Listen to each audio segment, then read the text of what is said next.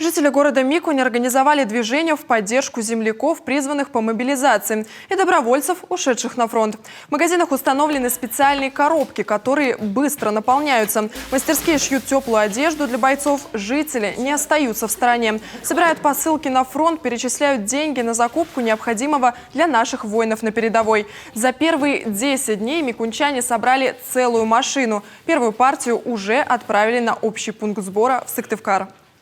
Это маленькая струйка, что ли, того общего дела, которое делают все жители нашей республики, нашего района. И, конечно, чувства переполняют. Тут и слезы, и вроде гордость, и в то же время переживания за всех наших ребят. Ребята, которые там на передовой, самое главное, чтобы они чувствовали нашу поддержку, что мы за них. Репортаж о поддержке бойцов сняли юные журналисты местной молодежной телестудии «Том Войтер ТВ». Как отметили горожане, так дети учатся у старшего поколения благородству. Видят пример тех, кто ушел защищать родину, и пример неравнодушия оставшихся в тылу. Приносит все, потому что на фронте нужно все.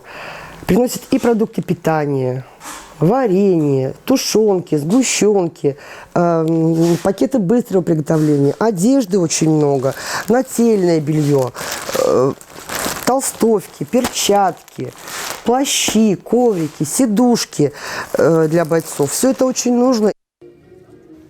Мобилизация коснулась многих. Солдатскую форму надели мужья, братья, друзья, знакомые.